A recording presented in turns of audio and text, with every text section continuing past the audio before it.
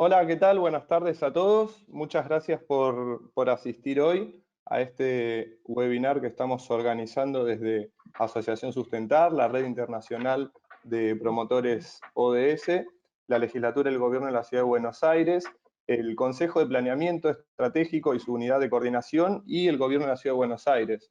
El seminario de hoy, Participación y Planificación como ejes para el cumplimiento de los ODS de las ciudades, tiene como invitados a Claudio Augugliaro.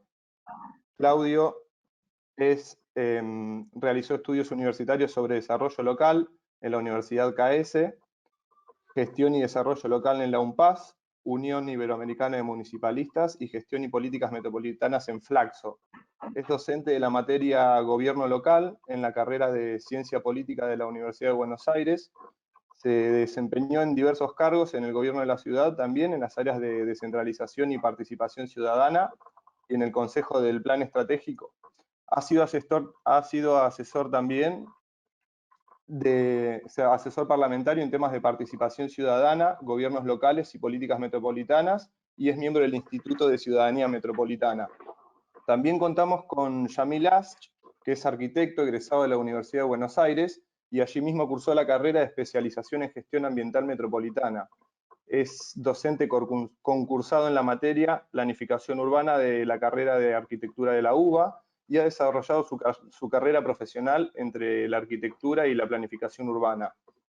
Se desempeña como gerente operativo de la Unidad de Coordinación del Consejo de Planificación Estratégica del Gobierno de la Ciudad de Buenos Aires, donde recientemente coordinó el Plan Estratégico y Participativo Buenos Aires 2035 y el Plan Estratégico Participativo Cultural Buenos Aires 2035, ambos organizados por el Consejo de Planeamiento. Actualmente está trabajando en el Plan de Desarrollo Estratégico Participativo para el Desarrollo Económico y la Innovación Social Buenos Aires 2035 y cursando la maestría en Política y Gestión Local de la Universidad Nacional de San Martín. El primer panelista va a ser Claudio. En unos momentos le voy a compartir la pantalla de él. Les comento a todos los asistentes que tienen en su panel de control la posibilidad de ir enviando preguntas a los distintos panelistas. Las vamos a responder al final del seminario, va a haber unos minutos de preguntas, así que pueden ir enviando las preguntas por el panel de control. Los dejo entonces con Claudio, que es el presentador ahora y nos va a compartir su pantalla en unos minutos.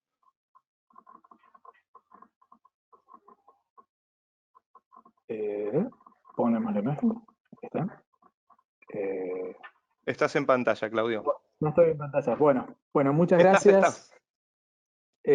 Gracias a la Asociación Sustentar y a la Red Internacional de Promotores de ODS por habernos propuesto este espacio de reflexión acerca del tema de ciudades, participación ciudadana, planificación estratégica, vinculado con el cumplimiento de los ODS. Entonces, en la primera parte de los dos segmentos, yo voy a tratar de abordar un poco más de manera teórica de qué manera la participación ciudadana puede llegar a ser un instrumento en función del cumplimiento de los objetivos de desarrollo sustentable en ciudades, y seguramente en la segunda parte Yamil nos va a contar la muy rica experiencia del Consejo del Plan Estratégico de la ciudad, del que tuve gusto en algún momento de ser parte. Digamos, la experiencia práctica, poner en la práctica esta cuestión que vamos a ver en la primera parte. Entonces, si les parece, comenzamos a compartir la presentación. Aguarden un segundo, a ver si sale todo bien.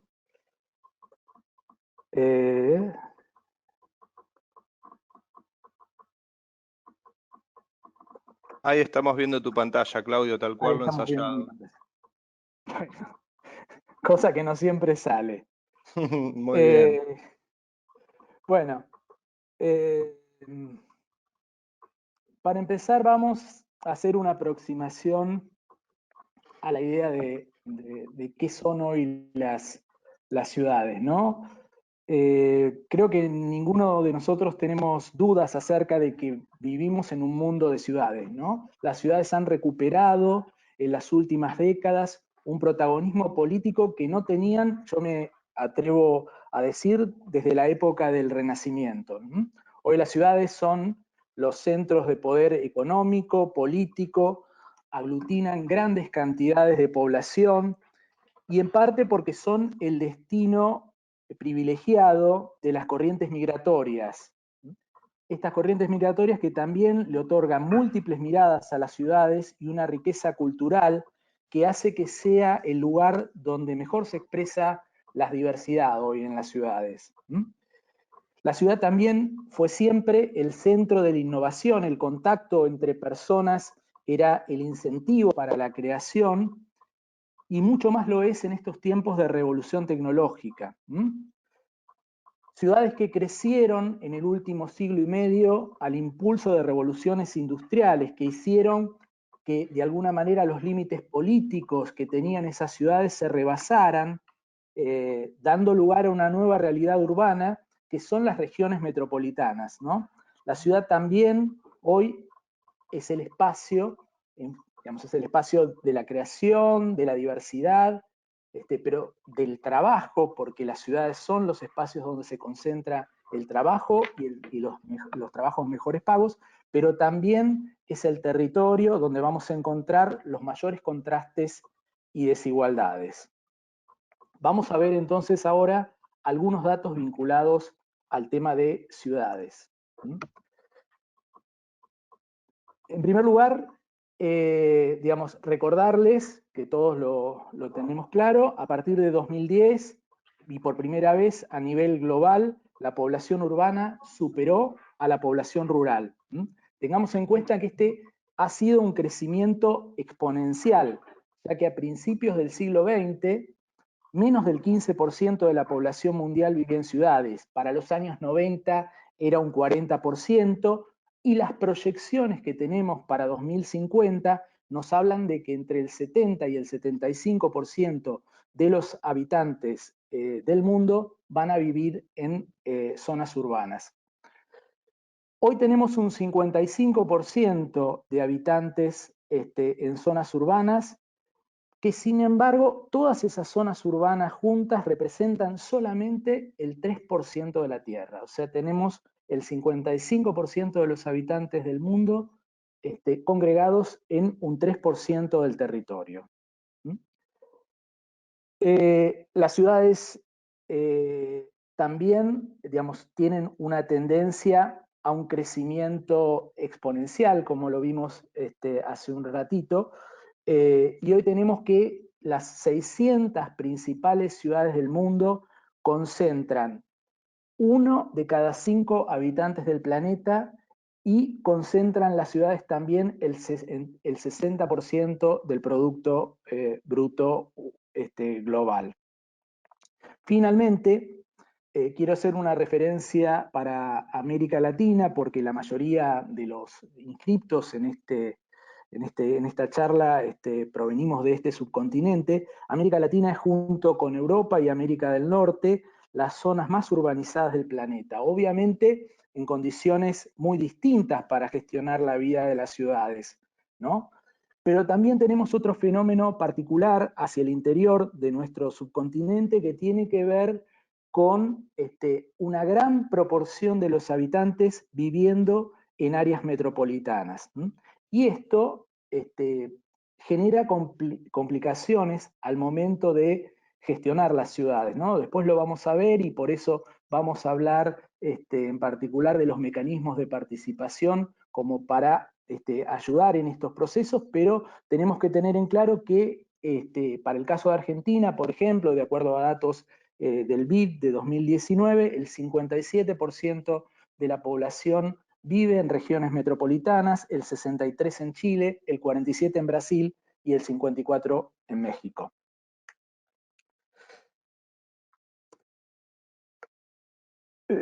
Más allá de los datos de población y de importancia de las ciudades, quería compartir con ustedes algunos datos que tienen que ver con algunos de los objetivos que digamos, que nos plantean los ODS y ver el impacto que tienen en las ciudades hoy. En el primer lugar, en materia de desigualdad, o sea, las ciudades en los últimos 20 años, el 75% de las ciudades han incrementado su inequidad. En los países en desarrollo, los barrios marginales y los asentamientos informales, tenemos que hoy congregan a más de 1.000 millones de personas. En materia de consumo, las ciudades representan entre el 60 y el 80% del consumo de energía y pueden generar hasta el 70% de las emisiones de gases de efecto invernadero.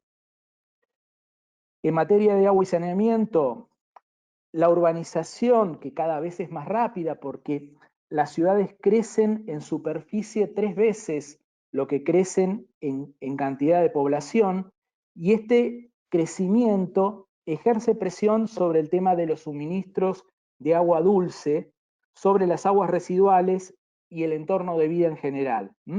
Tenemos que para el 2015 el 71% de la población mundial tenía agua potable administrada de manera segura y solamente el 39% contaba con saneamiento seguro. Un último tema que ya lo introdujimos en la presentación, el tema de las migraciones. El 80% de las migraciones mundiales son hacia las ciudades, ya sea las migraciones internacionales como las internas. Ya no es como en el pasado, donde las migraciones eran hacia los países y específicamente hacia las zonas rurales. Hoy las migraciones se dirigen a las ciudades porque son las que presentan mayores oportunidades económicas. Tenemos entonces que, frente a este panorama, la importancia de las ciudades en el contexto global seguramente hizo que sean tenidas en cuenta de manera especial dentro de los Objetivos de Desarrollo Sustentable. En este sentido, tenemos que el ODS 11 nos insta a promover ciudades y asentamientos humanos inclusivos, seguros, resilientes y sostenibles. Y queremos aclarar que este es el único que refiere a un actor específico, ¿no? Y al establecer sus metas, lo que nos plantea son mandatos claros para avanzar en materia de sostenibilidad de ciudades, ya sea en mejoramiento de asentamientos marginales, provisión de viviendas, sistemas de transporte, patrimonio cultural, gestión de desastres, calidad del aire. Tenemos entonces que podemos considerarlo a la ODS 11 como un eje central en el proceso de localización de los ODS, y también es importante destacar en este punto que la inclusión específica del tema de ciudades dentro de la Agenda 2030 implica un reconocimiento a la importancia que tiene la dimensión subnacional en los procesos de desarrollo. Ya acercándonos un poco al tema del cual yo tengo que hablar, otro de los ODS es el que nos plantea la importancia y nos introduce en las cuestiones de la participación. Es importante en este punto recordar que el 65% de las metas y de los indicadores de los objetivos de desarrollo sostenible están ligados a los gobiernos locales. En este sentido, la idea es que los gobiernos locales sean aliados en la creación conjunta y colaborativa con la sociedad de definiciones y respuestas a esos desafíos, a los desafíos que nos presentan los ODS, a través tanto de programas como de una normativa que acompañe esos programas. Por otra parte, tenemos también que la participación ciudadana produce mejores resultados cuando se aplica a escala local, ya que encontramos a nivel local una ciudadanía más dispuesta a participar cuando se trata de cuestiones que los afectan directamente, que afectan a sus familias, a su comunidad, y sobre todo son temas en los que se sienten capaces de contribuir en la construcción de una solución. Por eso la participación siempre es mucho más efectiva cuando hablamos de gobiernos de cercanía. Para este desarrollo específico del tema de una gobernanza metropolitana basada en mecanismos participativos, nos parece que el camino indicado para el cumplimiento de los ODS tiene que ver con este trabajo conjunto entre gobierno y sociedad civil. Y esta es una idea que está en línea con las metas del objetivo 16, que es este que tenemos en este momento en pantalla. Específicamente lo vamos a encontrar en la meta 16.7, que nos refiere directamente a los temas de la participación, y nos plantea garantizar la adopción en todos los niveles de decisiones inclusivas, participativas y representativas que respondan a las necesidades. Y también de manera colateral lo hacen las metas 16.6, que hablan de instituciones eficaces, transparentes y que rindan cuentas, y la meta 16.10, que nos compele a garantizar el acceso a la información pública y proteger las libertades fundamentales. Entonces, digamos, en esta charla lo que vamos a trabajar es entre ese juego entre el ODS 11 y el ODS 16, para ver de qué manera podemos avanzar en el cumplimiento de las metas. Finalmente, y antes de entrar específicamente en los temas de participación, pero tiene que ver fundamentalmente con el ODS 11, ya mencionamos que el 65% de las metas y los indicadores están ligados a gobiernos locales, y esto implica adaptar, implementar y monitorear los objetivos desde una instancia local. Y esto va a ser diferente en cada uno de nuestros países y también en cada una de nuestras ciudades, porque los niveles de descentralización en nuestros países y los niveles de autonomía y las competencias delegadas a los gobiernos locales son distintos. Entonces, no va a ser un proceso igual. Y en términos generales podemos identificar ciertos pasos a seguir para esta localización. En primer lugar, es importante generar un proceso inclusivo y participativo. Es necesario generar conciencia hacia el interior de nuestras comunidades, no solamente sobre lo que significan los ODS, sino también involucrarlos en el proceso de construcción de las políticas. En segundo lugar, fijar una agenda local basada en los ODS. O sea, esto es trasladar esos objetivos que son globales y que en muchos casos implican una agenda muy ambiciosa, pero no imposible de adaptar a nuestro contexto local. Y acá, digamos, les recomiendo en esta instancia que busquen la experiencia de Lincoln. Lincoln es una ciudad que ha generado todo su programa de gobierno, lo ha cruzado con el tema de los ODS, o sea que es una ciudad mediana, no es una ciudad grande, entonces nos muestra que estas cuestiones son posibles. En tercer lugar, planificar la implementación de los ODS, o sea, utilizar métodos y mecanismos que nos lleven al cumplimiento de esos resultados. Y en último lugar, generar instancias de monitoreo y evaluación, permitiendo en cada momento rever de qué manera nosotros estamos llevando adelante esa implementación de los objetivos de desarrollo sustentable. Vamos ahora a adentrarnos entonces rápidamente en la cuestión de la participación. Y entonces acá corresponde, creo yo, preguntarnos a qué nos referimos cuando hablamos de participación ciudadana, ¿no? Todos los tipos de participación en nuestra sociedad refieren a participación ciudadana. Bueno, claramente les digo que la respuesta es negativa, ¿no? Y a mí me gusta siempre recurrir a Nuria Cunil, que es una especialista latinoamericana en estos temas.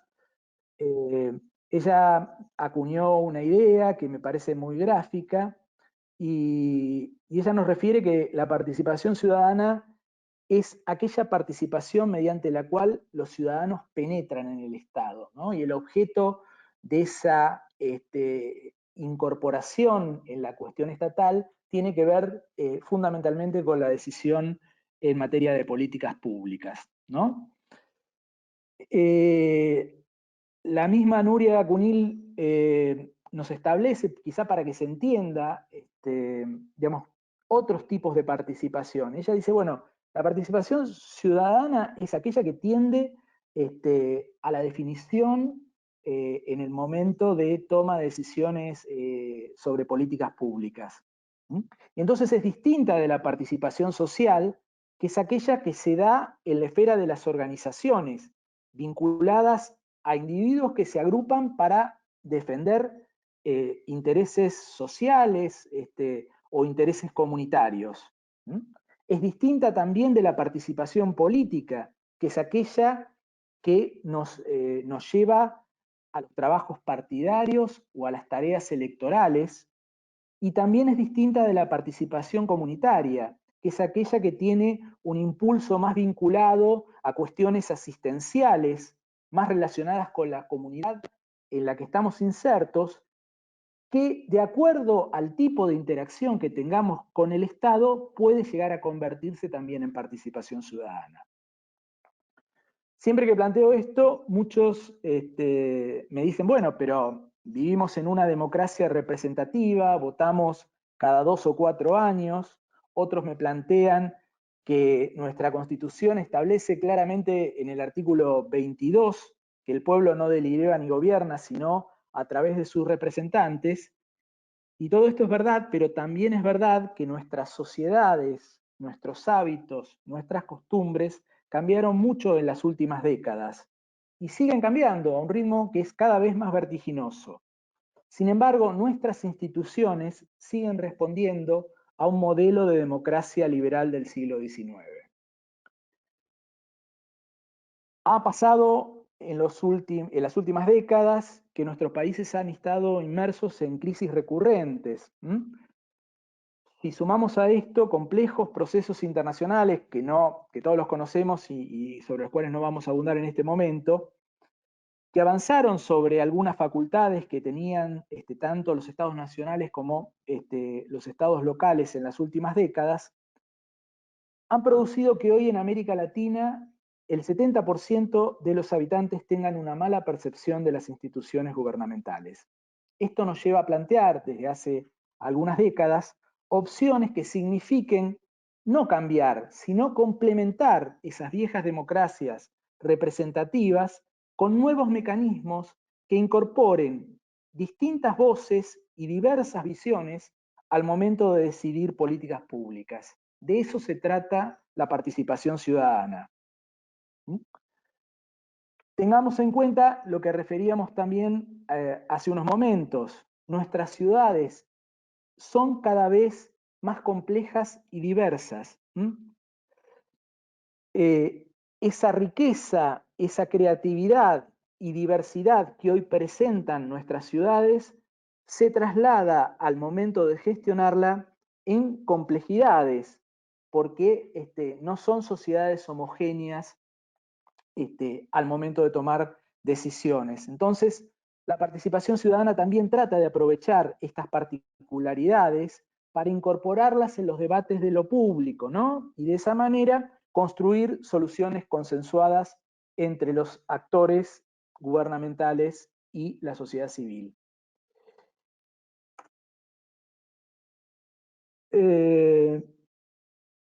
Términos como participación ciudadana muchas veces están de moda y refieren a cuestiones muy distintas y a veces a cuestiones que no tienen que ver demasiado con estas definiciones que hemos ido construyendo. Entonces, digamos, yo también traigo esta imagen de la escalera porque una de las primeras investigadoras en temas de participación ciudadana, la americana Jerry Arstein, fue la que determinó que no todos los mecanismos o los canales llamados de participación ciudadana tenían por objeto incidir en políticas públicas, por lo tanto no podían ser denominados de tal manera.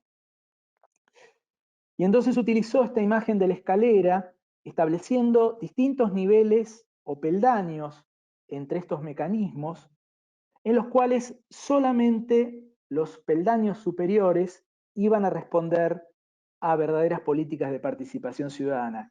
Quiero que nos quedemos con esta idea de la escalera para hacer en un ratito un análisis de los mecanismos que tenemos normados y cuáles son los convenientes para poder utilizar en Argentina. Antes de eso, les voy a proponer, para cerrar el tema de la cuestión teórica de la participación, digamos, reflexionar acerca de por qué debemos desde los estados promover políticas de participación ciudadana. En primer lugar, porque representan un ejercicio democrático, y es ejercitándose a través de estos mecanismos que la democracia se resignifica. Los ciudadanos toman a partir de esto una mayor conciencia de la importancia de su participación política, no solo en estas instancias, sino en toda la vida comunitaria. En segundo lugar, porque acortan la brecha entre gobernantes y gobernados, generando espacios de encuentro, de intercambio y de construcción de propuestas en común. En tercer lugar, porque promueven la comprensión acerca de las funciones y sobre todo de los límites de los gobiernos, y por lo tanto representan una mejora en términos de gobernabilidad, ¿no? Vivimos en tiempos de inmediatez, donde todo parece no tener límite, ¿no? Hoy conectados compramos, trabajamos, nos relacionamos, hacemos transacciones con un solo clic del mouse de nuestras computadoras.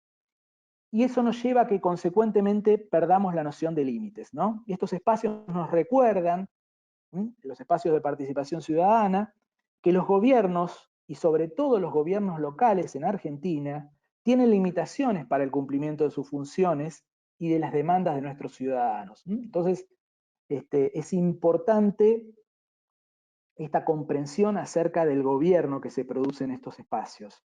En cuarto lugar, porque enriquecen la gestión al aportar nuevas visiones, nuevas ideas, incorporan la mirada de los otros a un lugar, como era lo público, donde solamente teníamos la mirada de los gestores públicos, y por lo tanto las respuestas y las soluciones que salgan de ese espacio van a ser mucho más enriquecedoras.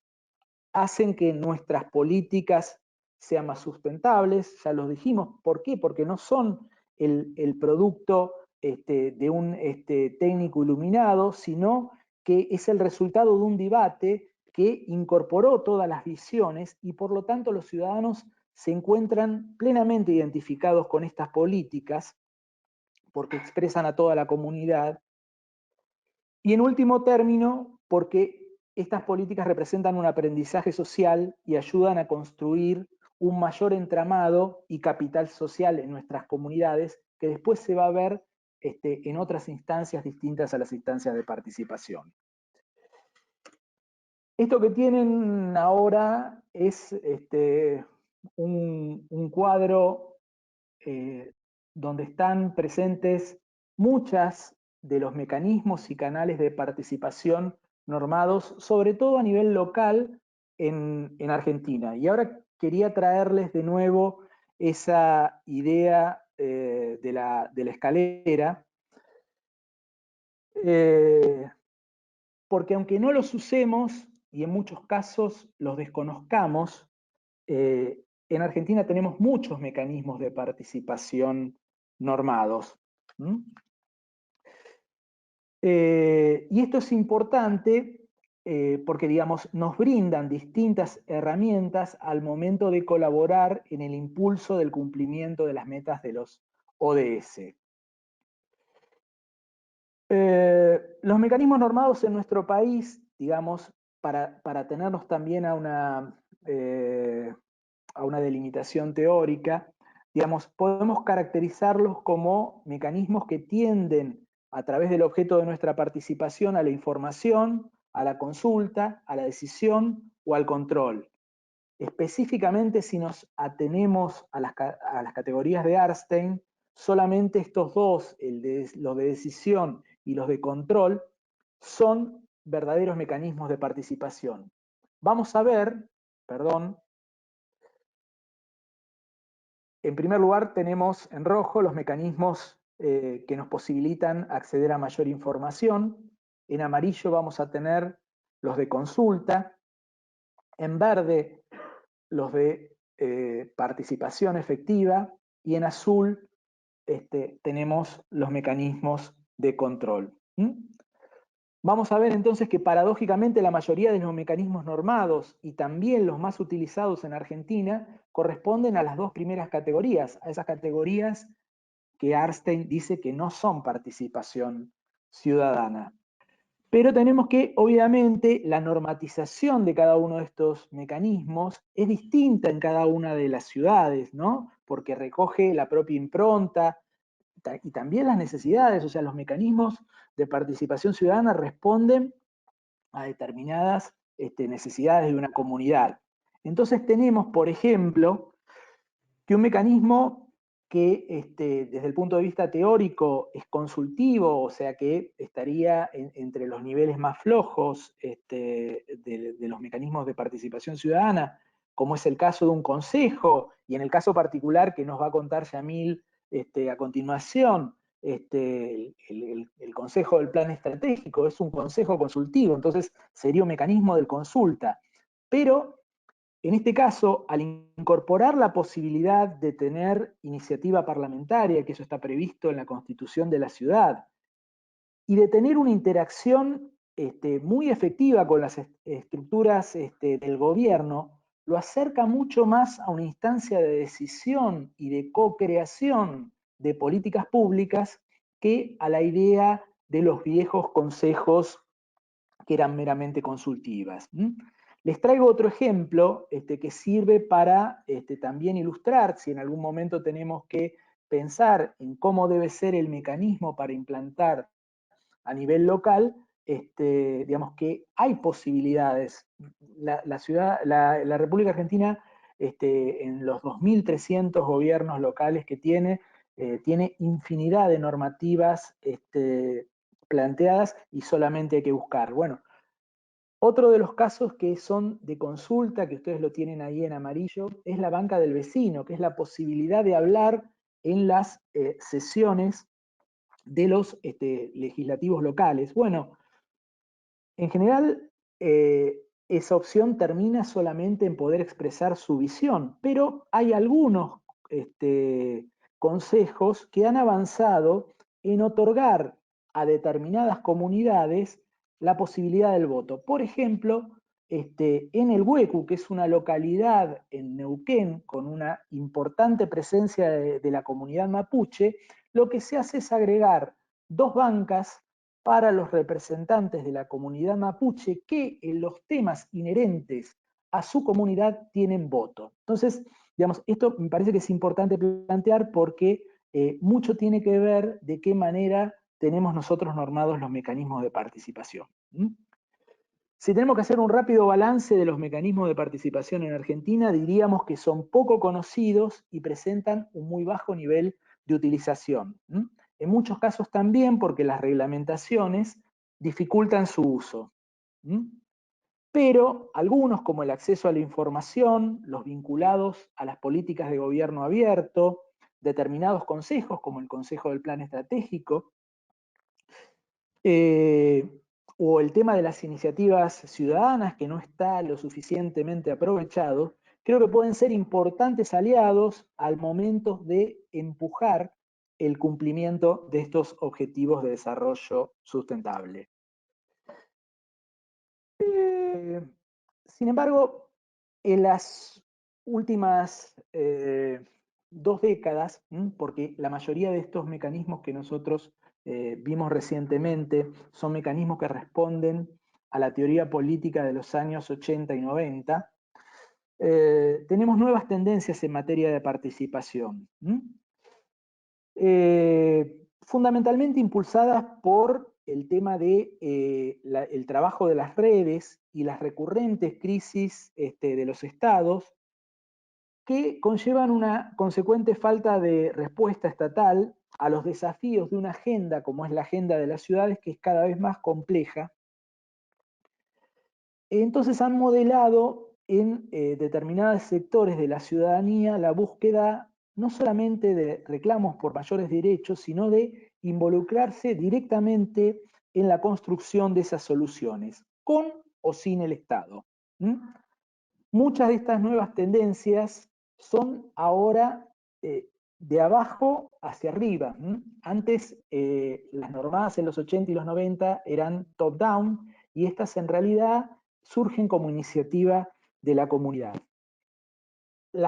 Las he tratado de separar porque a nivel mundial son las preferidas al momento de poder intervenir en materia de lograr el cumplimiento de los objetivos de desarrollo sustentables. Entonces hoy hablamos de innovación social, muchos han escuchado hablar de placemaking, líneas de ayuda telefónica, viviendas por autoconstrucción, sistema de microcréditos, o sea, impulsados por la comunidad que influyen dentro de la agenda pública de la ciudad y pueden o no ser coparticipadas con el Estado.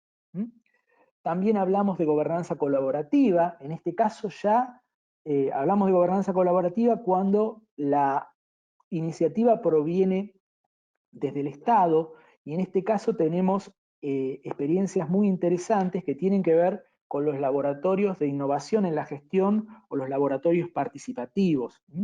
Neuquén, la ciudad de Buenos Aires, Santa Fe, tienen experiencias muy interesantes porque son espacios innovadores que tratan de transferir esa innovación a la gestión de manera colaborativa. Hablamos también cuando estas nuevas tendencias de los observatorios ciudadanos. Antes prácticamente la potestad de construir información era reservada a los estados. Hoy tenemos que hay importantes colectivos asociativos que producen información en paralelo al Estado y hacen una especie de contralor de la gestión. Sobre todo, fundamentalmente, vamos a encontrar muchos observatorios en todo lo que tiene que ver con los temas ambientales.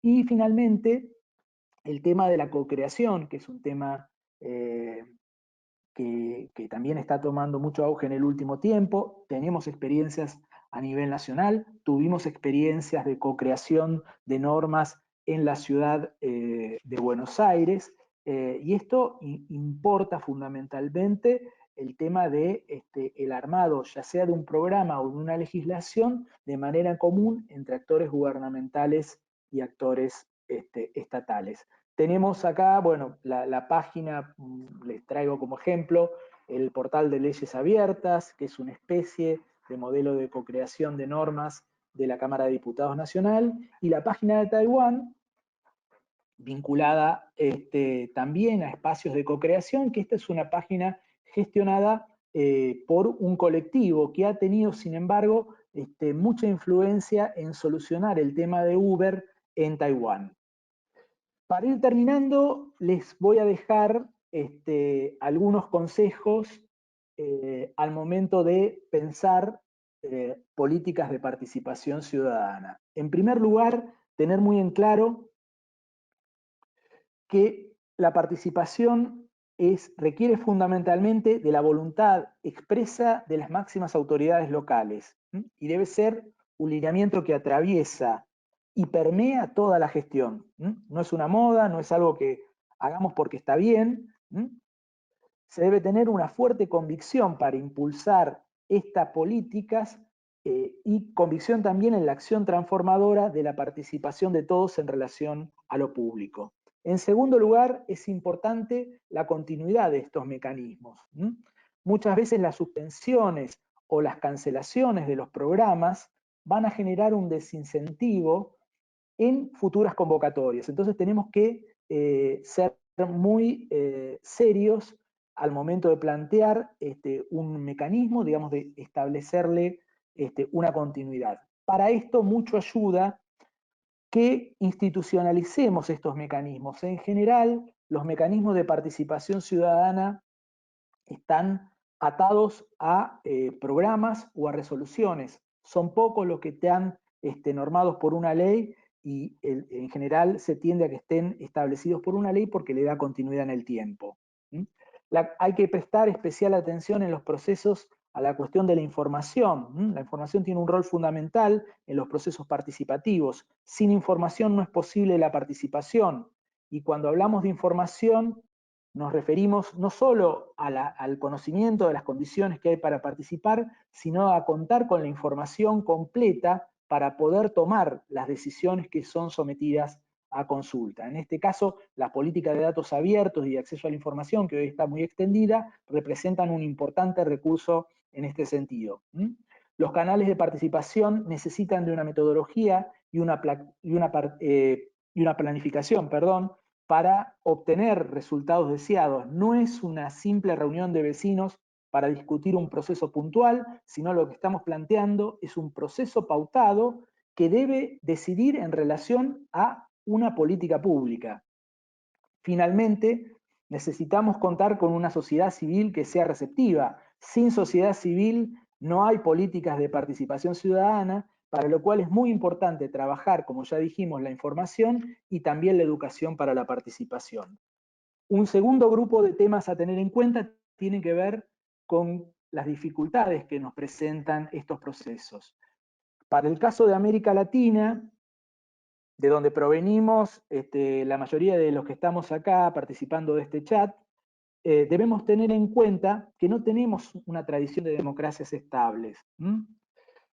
Para quienes, como en mi caso, tenemos más de 45 años, en gran medida estudiamos y nos socializamos bajo regímenes dictatoriales. Por lo tanto, no tenemos demasiado internalizado una cuestión de educación vinculada con las prácticas democráticas. La falta de una cultura vinculada a la participación y a la democracia, entonces debemos enfrentarlos con programas de difusión y de capacitación permanente. Vinculado a esto también aparece un fuerte desconocimiento de los mecanismos participados que tenemos normados. Esto ya hicimos referencia hace un ratito, así que no lo vamos a profundizar.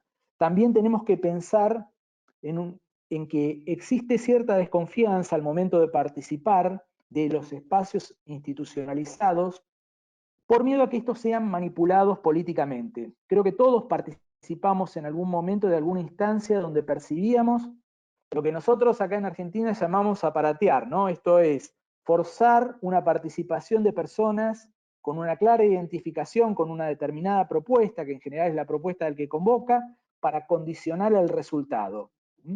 Nada desincentiva más la participación que estas acciones. El que participó una vez de un mecanismo en esas condiciones no vuelve nunca más.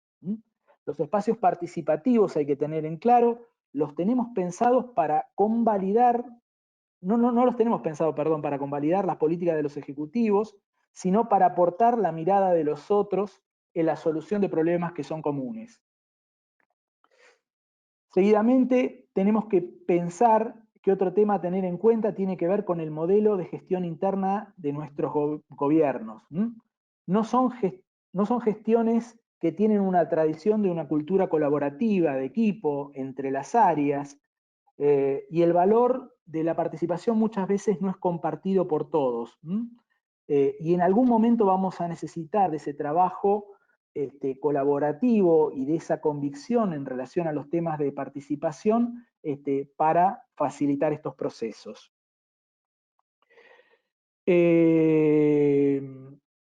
Finalmente, otro tema que tenemos, y más en el caso de las grandes ciudades, y sobre todo para las áreas centrales de las metrópolis, debemos de tener en cuenta que ha habido cambios culturales a los cuales nosotros ya nos referimos y sociales, que hacen que ya no alcance con consultar al presidente de tal o cual asociación vecinal o de fomento, porque si bien la asociación formalmente sigue existiendo, la vida y el pulso de esas 15 o 20 manzanas ya no pasa por ahí, o sea, no socializamos donde dormimos, trabajamos en el centro, hacemos el resto de nuestra vida por toda la ciudad y luego regresamos a nuestras casas a dormir. Podemos vivir 2 años en un barrio determinado y a los 2 años cambiarnos de barrio sin haber siquiera conocido a nuestros vecinos. Entonces muchas veces pretendemos consultar solo a las asociaciones y debemos tener en cuenta esta realidad de las ciudades de hoy, que por cierto es muy distinta cuando trabajamos modelos de participación en el interior del país, en ciudades pequeñas y medianas, donde esa relación de vecindad todavía sigue siendo intensa. Y en muchos casos tienen un papel muy importante en la vida comunitaria y en la vida vinculada al Estado, ¿no? En este caso les recomiendo que vean el tema de Río Cuarto, que es la capital nacional del vecinalismo. Para finalizar, una cuestión que es muy importante y que muchas veces no se piensa de la manera debida, es cómo evaluamos nuestras políticas de participación. En primer lugar, debemos preguntarnos quién las evalúa. En general, la evaluación de estos procesos se hace al interior de los gobiernos, y claramente esto es un error. Los ciudadanos son los destinatarios de estas políticas, entonces tienen que estar presentes en el proceso de evaluación. Nunca van a ser óptimas nuestras políticas participativas si no se construyen y evalúan de forma participada. En segundo lugar, ver quiénes participan. Muchas veces nos dejamos llevar por el resultado de un determinado número que expresa una cantidad de personas que participaron, sin analizar quiénes son los que participaron, ¿no? Nosotros referimos hace un tiempito que la ciudad es el territorio de la diversidad, es el territorio de la multiculturalidad. Entonces, no solamente importa el número, sino importa que en nuestros espacios participativos estén presentes todas las voces, todos los sectores y todos los colectivos. Otra cuestión importante sobre la evaluación es evaluar acerca de sobre qué temas discutimos. Muchas veces nos quejamos de que la gente no participa de los espacios que nosotros planteamos, ¿no? Y esto tiene que ver, en general, porque los temas que mayoritariamente nosotros ponemos a consideración de la ciudadanía tienen que ver con la agenda del gobierno y con la agenda de la gestión, y a veces poco tienen que ver con la agenda de la gente. No ponemos en debate temas que son relevantes para ellos, y esto es muy importante, relevar e incorporar a la agenda de temas a tratar los temas que tienen que ver y que provienen de las demandas ciudadanas. Otra cuestión que evaluamos es el impacto de nuestras políticas, ¿no? Ahí tenemos que preguntarnos si me sirvieron para mejorar o no la relación con los actores de la sociedad civil, si implicó también una mejora y una profundización de la calidad democrática de mi ciudad, si mejoró los niveles de participación en otras instancias, eso tenemos que preguntarnos. Seguidamente, lo que tenemos que evaluar es si las políticas de participación que estamos planteando son adecuadas, y aquí lo que hay que revisar es las condiciones que yo brindo para participar, ¿no? Si son las condiciones que la gente espera, y esto va desde los horarios, los canales, los lugares, la forma de convocatoria, metodología, evaluar si los mecanismos son correctos, si los procesos internos de mi gobierno son correctos y están en línea con los objetivos que nos planteamos al momento de establecer las políticas de participación. Y aquí de nuevo, no es una evaluación de puertas adentro, sino que es una evaluación que debe incorporar la visión de los ciudadanos. Finalmente, la última pregunta que tenemos que hacernos es cuándo evaluar. Tenemos en general la costumbre de evaluar al final de los procesos, pero debemos evaluar a lo largo de todo el proceso, máxime si son procesos vinculados no solo a la definición, sino también a la materialización de las soluciones, lo que implica una evaluación constante para identificar si la propuesta es la correcta para cada etapa del proceso. Creo que con esto voy cerrando la presentación.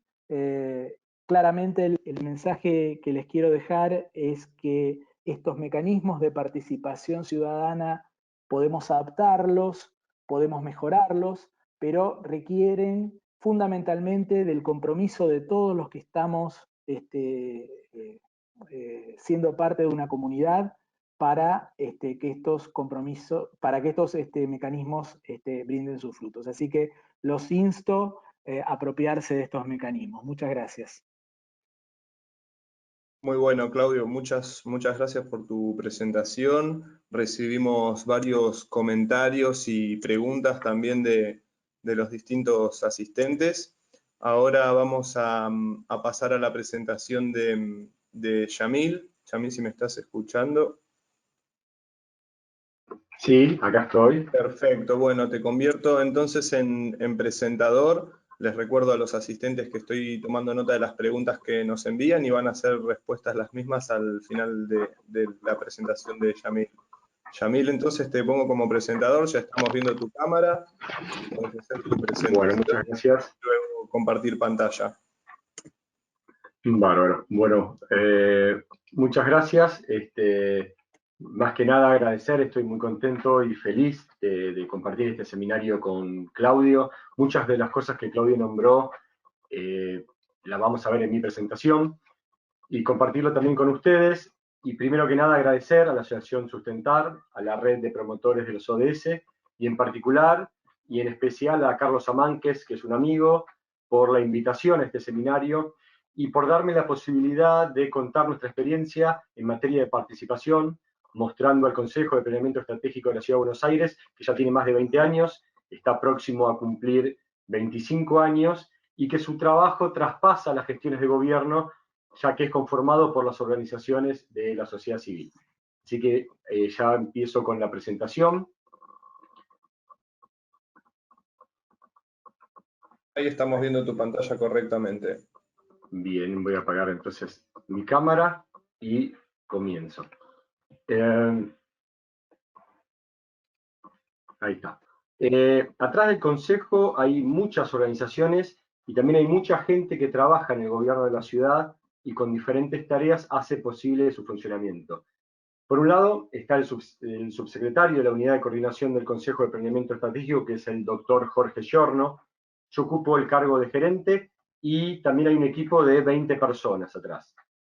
La idea de esta presentación es que ustedes se puedan ir del seminario conociendo lo que hacemos desde este consejo, qué es el consejo, quién lo compone, cómo trabajamos, qué productos hacemos, cuál es nuestro objetivo y sobre todo para qué lo hacemos. Y acá remarco en particular porque creo que esto es lo más importante, el para qué. Me gusta empezar con un poco de realidad, realidad que de una u otra forma todos conocemos, realidad que hoy ya podemos decir que está vieja, ¿no? O por lo menos que no está actualizada por estos momentos de la pandemia que estamos viviendo, pero que tal vez, y es una hipótesis posible, esta realidad que vamos a ver es en parte lo que provocó que estemos todos en esta situación. El capitalismo tal y como lo conocemos está llegando a su fin. Estamos en medio de una transformación de un modelo económico cuyo trasfondo es el agotamiento de los recursos y el cambio climático. Este concepto surge de un trabajo que salió publicado en marzo del año pasado, en el 2019. Es un reporte que hicieron un grupo de científicos finlandeses encargados por la ONU para dar contexto a su informe mundial de desarrollo sostenible.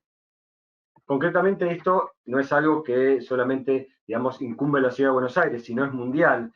Pero en su momento, a días de ser publicado, cuando nosotros empezamos a trabajar en un plan en particular, planteábamos que algo había que hacer en relación a la economía y cuanto antes, mejor.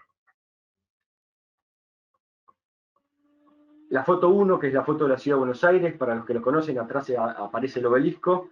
La puse porque el reporte se basa que en el 2050 va a haber cerca de 2.500 millones de personas más viviendo en las ciudades. Es decir, de 7.700 millones que hay en el 2019 va a pasar a 10.000 millones de personas. En la foto 2, a la derecha, arriba a la derecha, está puesta porque el informe profundiza en la generación de energía, planteando que la era de la energía barata ya está llegando a su fin. Y que si no tenemos esa energía barata, entonces ya no podemos hacer ese tipo de capitalismo. Las economías están teniendo que recurrir cada vez a fuentes de energía menos eficientes que requieren más esfuerzo y no menos. Es necesario transformar las formas en que se producen y se consumen la energía, el transporte, los alimentos, la vivienda, digamos, todo muy atinado también a este momento en que estamos viviendo.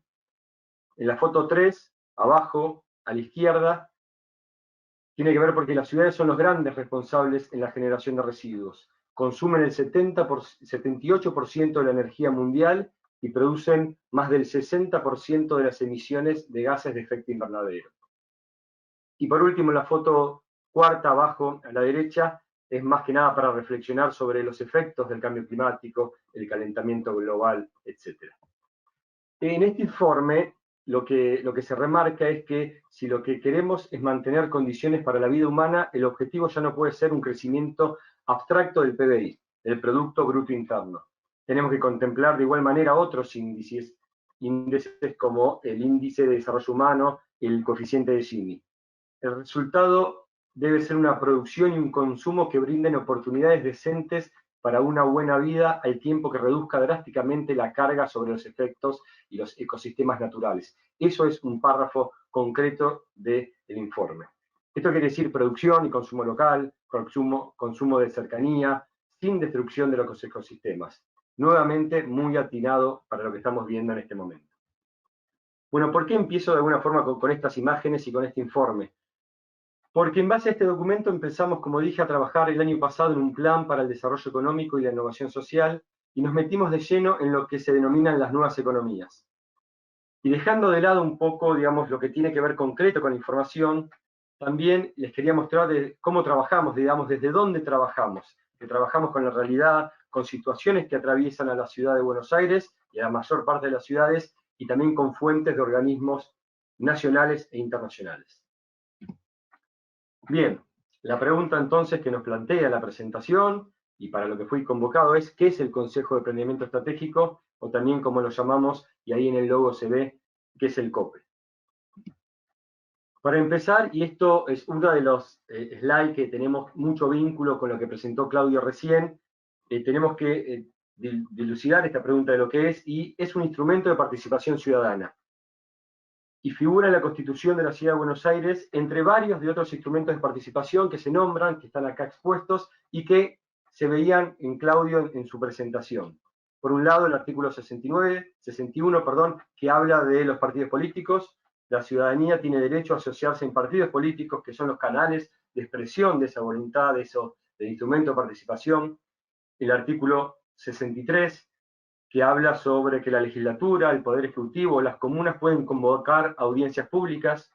Es obligatorio antes de un tratamiento de proyectos de normas de edificación, planeamiento urbano o emplazamientos industriales, que son leyes que se llaman de doble lectura, donde en el medio hay una audiencia pública que no es vinculante. El artículo 64, iniciativa popular, también nombrado por Claudio, es donde plantea que el electorado de la ciudad tiene derecho a iniciar a una iniciativa para la presentación de proyectos de ley. Tiene que contar con la firma del 1,5% del padrón electoral. El artículo 65, el electorado puede ser consultado mediante un referéndum obligatorio y vinculante destinado a una sanción o una reforma o una derogación de una norma de alcance general. No pueden ser temas de referéndum los tratados interjurisdiccionales y las que requieren mayorías especiales para la población. En el artículo 66 habla sobre la legislatura, que la legislatura, el gobernador o una autoridad de una comuna puede convocar dentro de sus ámbitos territoriales a una consulta popular no vinculante sobre decisiones respectivas, digamos, a temas respectivos de sus competencias. Y por último, antes de llegar al nuestro, la revocatoria de mandato, que es el artículo 67, dice que el electorado tiene derecho a requerir una revocación de mandato de los funcionarios electivos fundándose en causas que tienen que ver con su desempeño, cosa que esto nunca sucedió. Bueno, lo que tiene que ver con el Consejo de Planeamiento Estratégico, el artículo 19 lo nombra, y entre todo ese párrafo lo importante a destacar es que de carácter consultivo, que tiene iniciativa legislativa y que es presidido por el jefe de gobierno e integrado por instituciones y organizaciones sociales, y que esas organizaciones que lo integran se desempeñan de forma honoraria. En la práctica, ¿qué es el Consejo? Es un órgano asesor del gobierno, ¿sí? Es un consejo consultivo, es un enlace entre organizaciones de la sociedad civil con las diferentes áreas del gobierno y el Poder Ejecutivo. Sirve para ver y trabajar los problemas y las temáticas que se desarrollan en las organizaciones en su interior, y así ver cómo esos temas y esos problemas se vinculan con la gestión. Acá, de acuerdo a un criterio de clasificación de la institucionalidad de participación que plantea Adriana Roffman en sus trabajos, Rothman es una investigadora docente del Instituto del Conurbano de la Universidad General Sarmiento, que es una universidad de un municipio de la provincia de Buenos Aires. Ella ha participado y ha dirigido bastantes proyectos de investigación sobre desarrollo local, participación ciudadana y políticas públicas. Y hace una clasificación de institucionalidad y la utilicé yo para ver cómo se caracteriza el COPE dentro de esta clasificación. Es una de las divisiones posibles, ¿sí?, que plantea para conocer en profundidad cómo es esa participación, y se basa justamente en muchos otros autores, en Cunil, que lo nombró Claudio, en Bombarolo, en Clemente, entre otros. Esta clasificación tiene 5 ítems, el A, que tiene que ver con los actores y los sectores involucrados, ¿no? Acá, en esto se refiere a las esferas y a los sectores involucrados, y los divide en 3 grandes grupos, sabiendo también que cada uno de ellos no es homogéneo en su interior, es más, al contrario, puede ser a veces muy diverso. Y en estos 3 ítems, entre Estado, sociedad civil y sector privado, obviamente el Consejo tiene que ver con la sociedad civil. El segundo ítem, que habla sobre la escala territorial, lo divide en 3, y yo agregué una escala más, la escala barrial, que considero también muy importante, y donde habla, digamos, que la mayor cantidad de participación se da en las 2 primeras escalas. El Consejo tiene que ver con la escala local, ¿sí? Abarca toda la ciudad de Buenos Aires.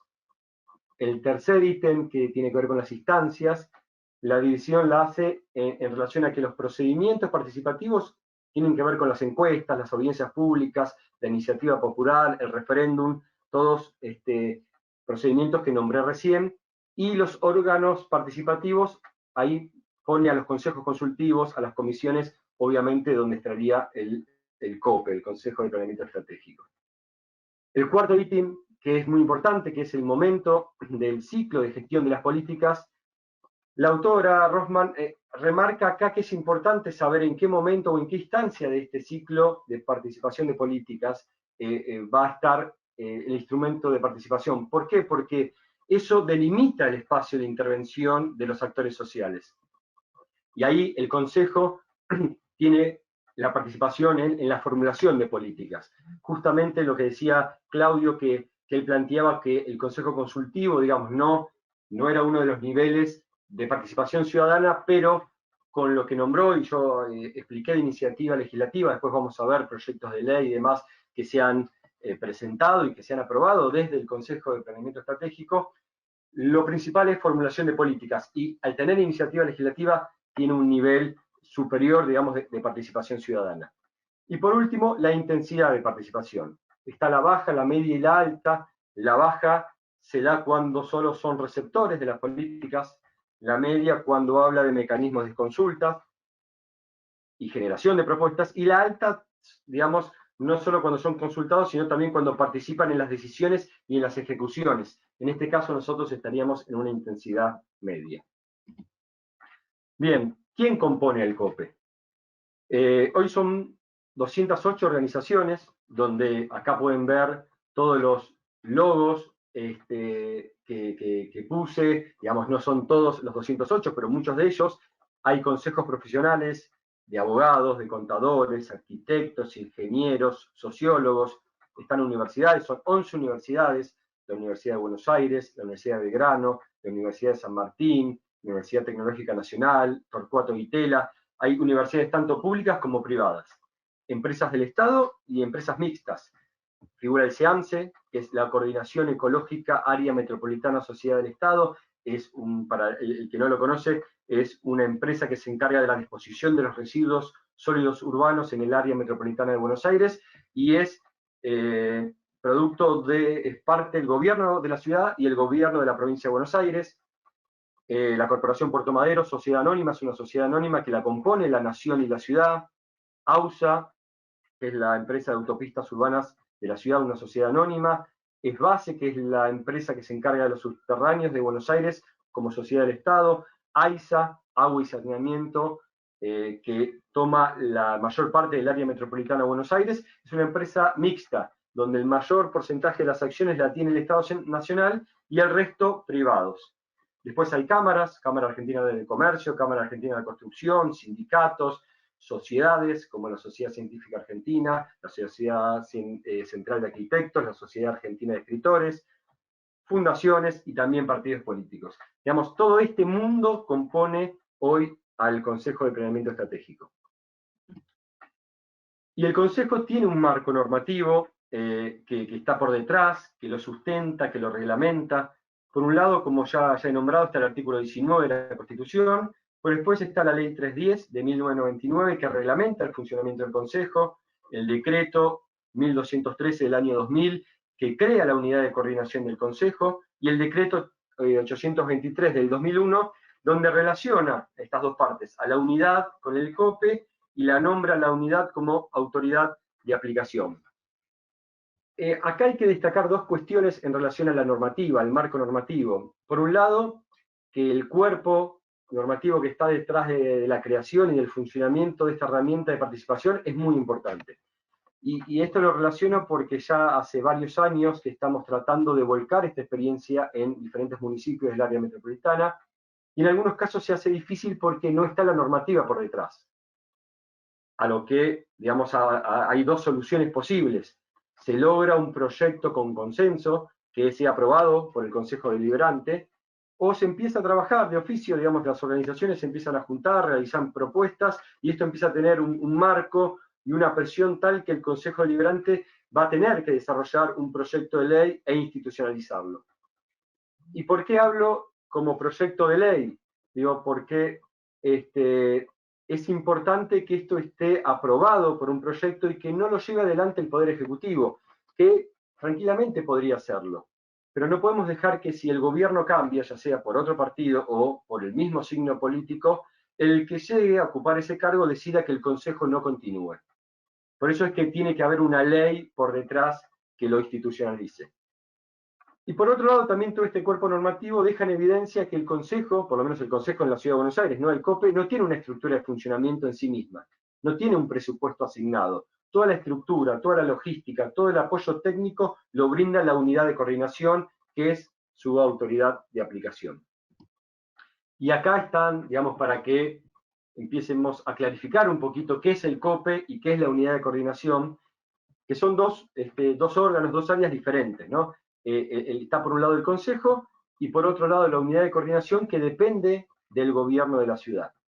En el Consejo, y como figura, como nombré en el artículo 19, el presidente es el jefe de gobierno, y después se eligen entre ellos a un vicepresidente, a vicepresidentes alternos, que en la mayoría de las reuniones donde el jefe de gobierno no puede estar, son los que llevan adelante esa reunión. Se elige un comité ejecutivo, que son 3 representantes de los diferentes sectores: asociaciones profesionales, cultura y religión, educación y salud, urbanas, partidos políticos, producción, sociales y de ciudadanía y trabajo. Ese comité nombra a un director ejecutivo, que es un apoyo técnico, más que nada en las cuestiones de los trabajos del día a día, y 2 veces por año, a mitad de año y a fin de año, se hace la Asamblea General, donde se votan las cuestiones más importantes, por ejemplo, los planes, o donde se eligen las autoridades, que son las autoridades del Consejo, que son cada 2 años. Por otro lado, está la unidad de coordinación, que en este momento depende de la Secretaría General y Relaciones Internacionales de Gobierno.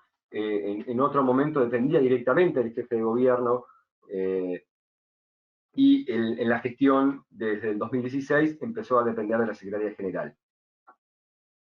Tiene y lo lleva adelante el subsecretario, tiene rango de subsecretario, en este caso desde el 2016, que es el doctor Jorge Ayorno, y como ven en la estructura hacia adentro, hay diferentes áreas que la componen, pero yo me quiero detener en particular en lo que es las dimensiones de trabajo, que es institucional, social, económica, física, metropolitana, género y discapacidad, que son diferentes dimensiones que se tocan diferentes temáticas, y más que nada porque ahí es donde hay un coordinador a cargo que tiene una profesión y un expertise relacionado a esa temática.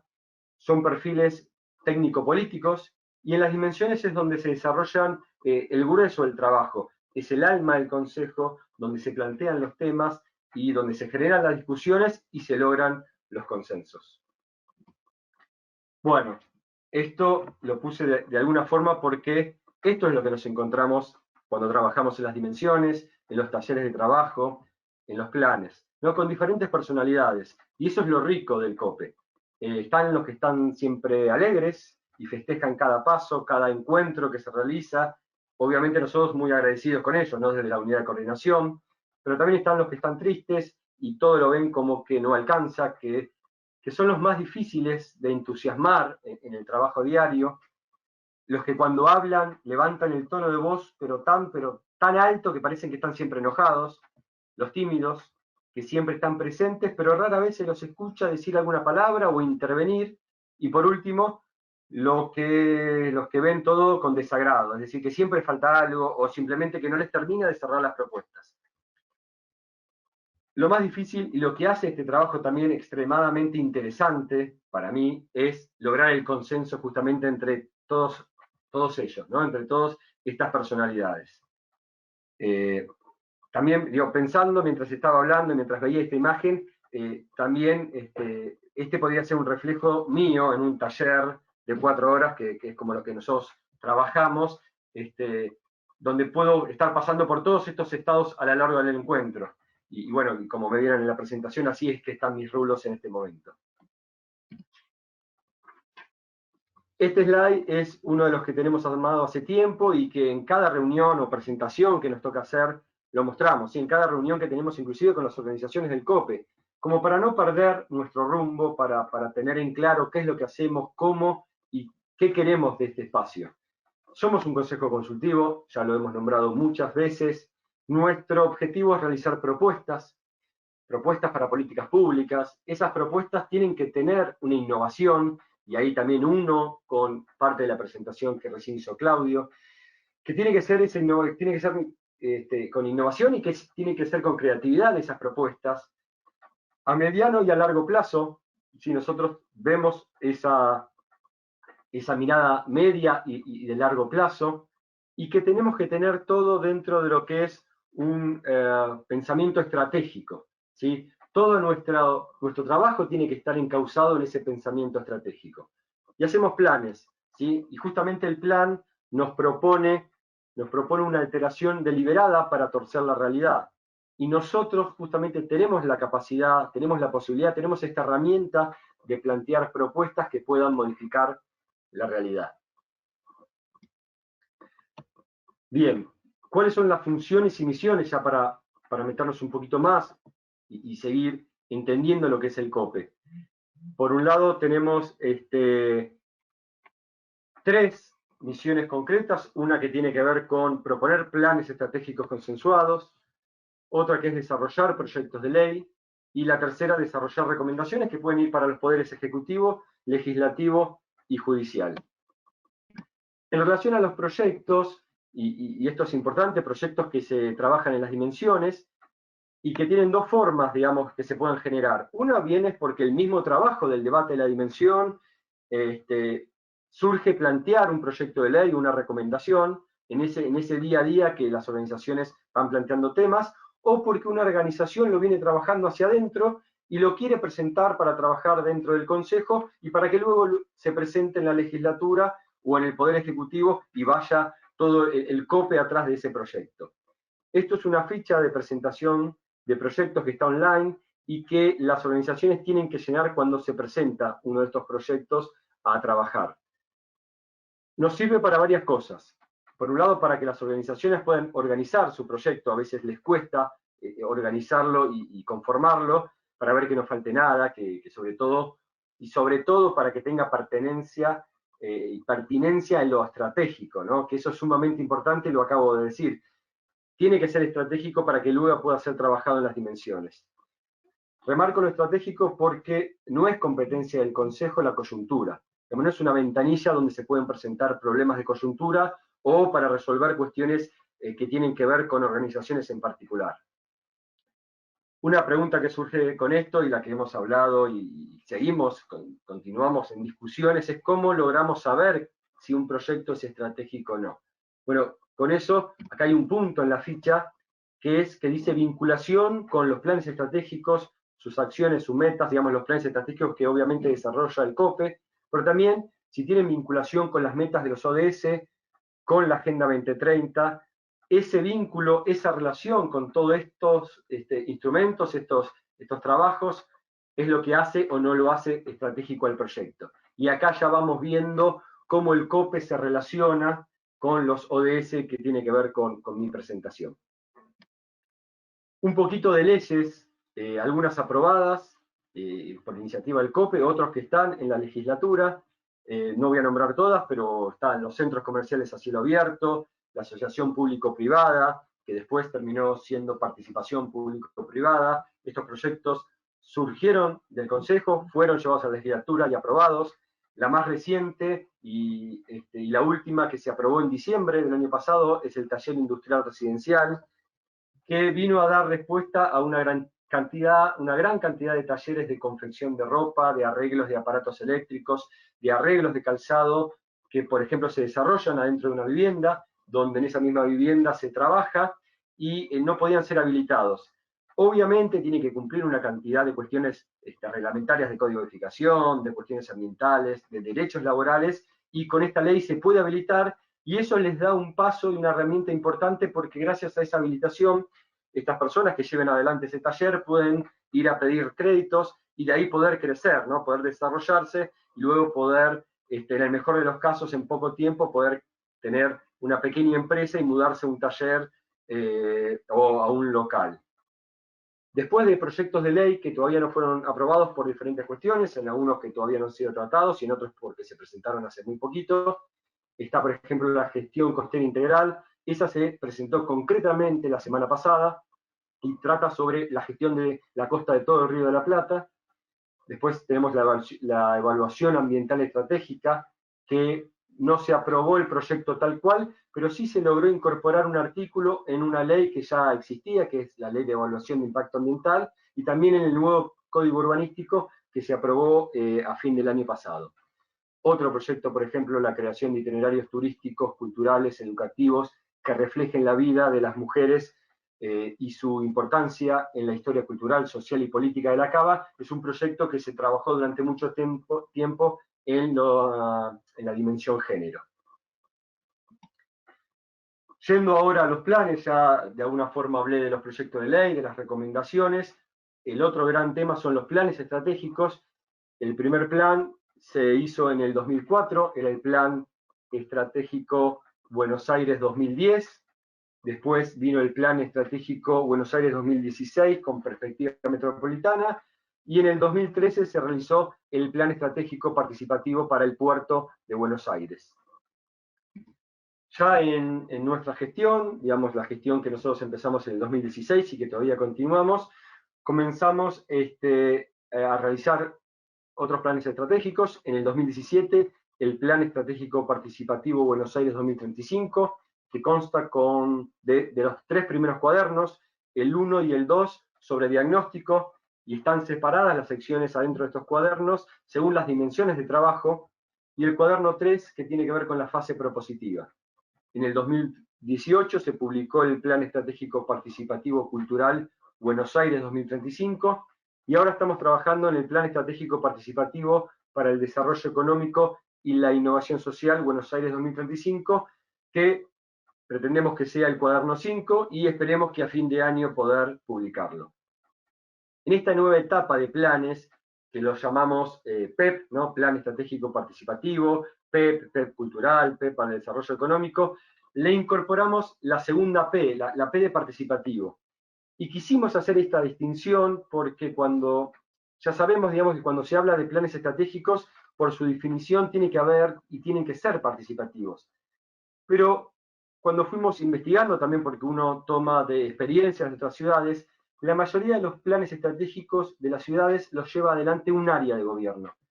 Puede ser en la mayoría de la Secretaría de Gobierno o en otros casos la Secretaría de Desarrollo Urbano, y convoca a participar a las organizaciones en alguna de las etapas o en el mejor de los casos en todas las etapas del proceso. Y en nuestro caso, y eso es lo que nosotros quisimos remarcar y por eso que cambiamos el nombre, digamos, del plan, nuestro caso es diferente.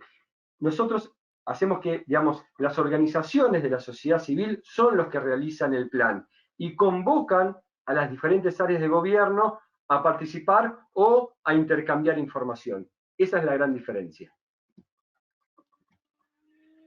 En relación a la base metodológica, ¿cómo trabajamos desde la metodología? Utilizamos por un lado, y esto tiene que ver de dónde venimos muchos de los que conformamos el área de coordinación, utilizamos herramientas de la planificación estratégica, de la prospectiva estratégica y de la planificación urbana. Nos apoyamos en un marco conceptual que tomamos de organismos internacionales, de redes de ciudades como ONU, PNUD, ONU Habitat, ONU Mujeres, OIT, BID, CGLU, Mercociudades. Justamente CGLU y Mercociudades, estas dos redes de ciudades, nosotros somos parte y coordinamos diferentes áreas de trabajo. Y por último, todo el proceso que hacemos, tendencias mundiales, diagnóstico, matriz FODA, factores de cambio, elaboración de escenarios participativos, plan de acción, seguimiento, monitoreo y evaluación, y en cada parte de este proceso, desde el comienzo hasta el final, tienen que estar enmarcados en los 4 pilares del desarrollo sostenible: la inclusión social, el crecimiento económico, el equilibrio ambiental y el acceso universal a la cultura. Este último eje es impulsado por CGLU, Ciudades y Gobiernos Locales Unidos, mostrando la importancia que tiene la cultura como fin en sí mismo y también como medio para lograr que se cumplan los otros 3 ejes restantes. Y esto lo vienen incluyendo desde el 2015, sobre todo porque no hay un ODS de cultura, pero sí la cultura figura en varias metas de algunos de los ODS planteados. Y por supuesto, digamos como fin, los ODS en sí, ¿no? Los 17 ODS siempre están en nuestro trabajo y por eso mismo es que hoy estoy dando esta charla. Bien, ¿cuáles son los principios de nuestros planes? Son principios que nosotros llevamos adelante en cada uno de los planes que hacemos. Participación y consenso de las organizaciones de la sociedad civil para el diseño de políticas públicas. Hay mucha participación en todas las etapas y lo que nosotros tenemos que lograr, y ahí está la unidad articulando eso, es que se logre el consenso. A veces no son las ideas, obviamente puras, como cada una de las organizaciones trae y plantea en la mesa, pero sí tiene que terminar ese proceso de trabajo en un consenso. Un plan, el segundo punto, es un plan articulado con los planes de gobiernos sectoriales. Y esto tiene que ver por lo que expliqué antes, es un plan de las organizaciones de la sociedad civil. Pero tiene que estar en línea con lo que hace el gobierno, digamos. No podemos no estar en línea. Por ejemplo, no podemos plantear que se saquen las autopistas cuando el gobierno está pensando en dejarlas y que sean peajes automáticos. Digo, nosotros haríamos que cuando se publique el plan ya estaría desactualizado. Después el tercer punto, que tiene que ver con una mirada integral o sectorial con visión de futuro a largo plazo, ¿sí? Ya sea sobre toda la ciudad y sus temáticas o en referencia a una temática en particular, como es el caso de la cultura, y en largo plazo nosotros siempre lo planteamos a 15 años o más. Como cuarto punto, un plan dinámico y flexible, susceptible de revisión, corrección y actualización, justamente como es a varios años y las situaciones son muy cambiantes, ni hablar con esta situación que estamos viviendo ahora de la pandemia y que nos sorprendió a todos, los planes se piensan que cada 2 años se tiene que hacer una actualización y se tiene que monitorear por el largo de esos 2 años las metas establecidas. Y por último, para cumplir con ese cuarto punto, el punto 5, que tiene que ser un plan que sea desarrollado con propuestas concretas y medibles, ¿sí? Que puedan ser evaluadas, puedan ser monitoreadas en el tiempo. Antes de esta forma de realizar los planes que teníamos acá en el COPE no tenían ni metas ni indicadores.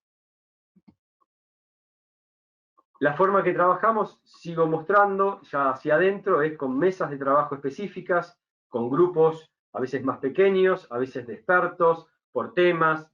Luego, ya si estamos más avanzados, puede ser por ejes del plan o por los lineamientos mismos. Reuniones de dimensión, sí, en las reuniones de dimensión mensuales, uno de los puntos de la agenda es el trabajo del plan.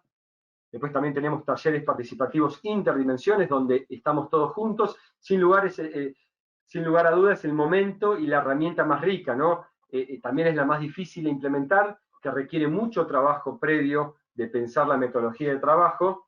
Y en estos talleres están todas las organizaciones juntas, donde las separamos por mesas, a veces de acuerdo a la afinidad en las temáticas, en otras justamente mezcladas, según lo que estemos buscando en cada proceso, en cada parte del proceso del plan. Y por último, realizamos seminarios también donde convocamos a expertos que ya, digamos, pueden ser de las organizaciones del COPE o pueden ser de afuera, pero con un objetivo muy concreto que tiene que ver que lo que expongan los presentadores nos tiene que servir a nosotros como alimento para el trabajo del plan. Y cuando nos metemos en los planes que hemos hecho, para que vean concretamente el trabajo, este slide es del último plan en el que estamos trabajando, lo que muestra más que nada cómo tomamos los temas y la importancia que les damos. La gobernanza, también nombrada por Claudio, para nosotros es un pilar fundamental de nuestros planes. Consideramos que sin gobernanza no se puede llevar adelante ninguna política pública, y donde el Consejo además juega un rol importantísimo para que esa gobernanza se dé de forma concreta y eficiente. Para este plan en particular, pusimos foco en el ambiente, en el género y la tecnología. ¿Y qué quiere decir poner foco en estas tres temáticas?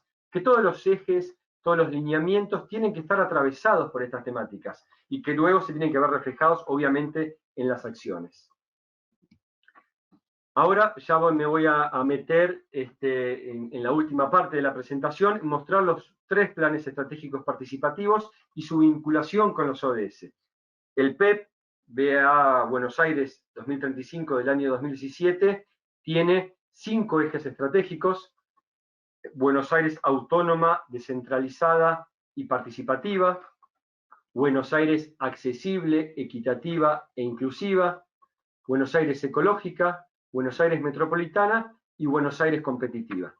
Son, y acá se ven, digamos, alrededor de los ejes, son 24 lineamientos, tienen 96 propuestas de actuación, más de 200 acciones, y de esas 96 propuestas de actuación, 47 tienen vinculación con algún ODS o con más de uno. Y se logra vincular a los 17 ODS con el plan. Así es como se ve la publicación, y en la parte de matriz de ejes, lineamientos y propuestas de actuación se puede percibir la vinculación y cómo es la correspondencia con un ODS determinado. Por ejemplo, acá lo agrandé, en el lineamiento 11 del eje Buenos Aires ecológica, la propuesta de actuación 53, que dice elaboración y promoción y reglamentación de la Ley de Evaluación Ambiental Estratégica, la EAE, que justamente yo he nombrado, elaboración para políticas, planes y proyectos. Bueno, esta propuesta de actuación está en correspondencia con el objetivo 11 de comunidades y ciudades sostenibles de los ODS. Acá, para el PEP cultural, quisiera mostrarles un video donde se presenta este plan y queda claro tanto el plan como lo que venimos hablando sobre metodología, herramientas, ODS y etcétera. Además, también para así cambiamos un poquito y no están todo el tiempo escuchando mi voz, toman un poquito de aire con una música de fondo, así que les voy ahí a mostrar el video. Así son 3 minutos nada más para que vean la presentación del plan cultural.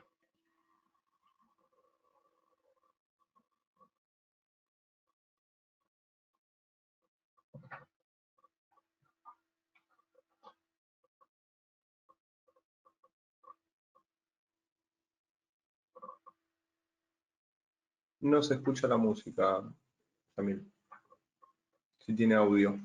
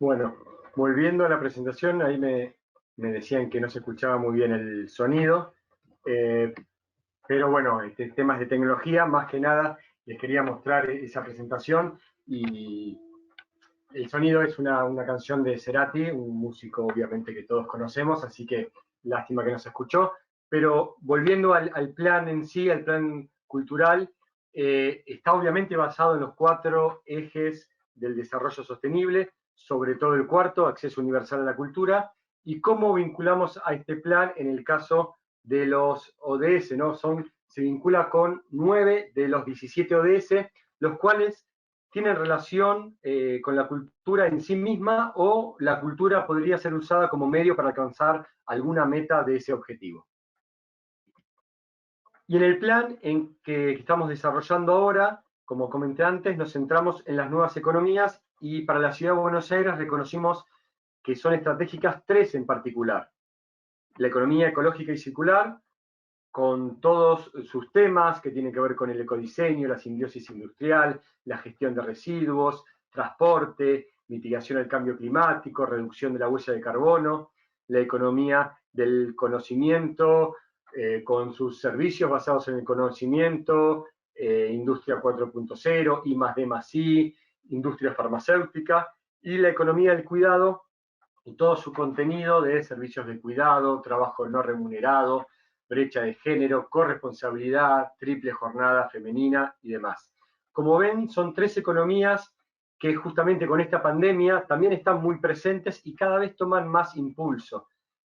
Esto a nosotros, digamos, nos refuerza el camino en el que venimos transitando. Hoy todo lo relacionado a la economía circular, a la producción local, al consumo de cercanía, a la simbiosis industrial, se plantea como el camino a seguir. La economía del conocimiento con la tecnología, los servicios de salud, el Internet de las cosas también es el futuro posible. Y por último, se está reconociendo mucho a los trabajadores del cuidado. Se empieza a hablar de un sistema universal de cuidado, sobre todo teniendo en cuenta que el sector más vulnerable en la pandemia son los adultos mayores. Todo digamos, este contenido en este plan los relacionamos con 6 ODS en particular: el ODS 1 de fin de la pobreza, el 5 de igualdad de género, el ODS 8 de trabajo decente y crecimiento económico, el 9, industria, innovación e infraestructura, el 11 de ciudades y comunidades sostenibles, y el 12 de producción y consumo responsable. Ya para ir terminando, la unidad de coordinación y el COPE tienen varios canales de difusión y prensa: la página web, que está dentro de lo que es la página de gobierno, el canal de YouTube, Twitter, Facebook, y también se hacen newsletters periódicamente, todo esto nos sirve a nosotros para mostrar el trabajo que está desarrollando el Consejo, como este seminario también, porque muchos no conocen cómo trabaja el Consejo de la Ciudad de Buenos Aires. Muchas de las personas y las organizaciones que son de la Ciudad de Buenos Aires no tienen conocimiento de su existencia. Bien, ¿qué nos llevamos? ¿Qué nos llevamos de esta presentación? Ella es Mafalda, que es una gran pensadora, me imagino que muchos la conocen, un dibujo de Quino, que es un gran dibujante argentino. ¿Y qué nos dice Mafalda?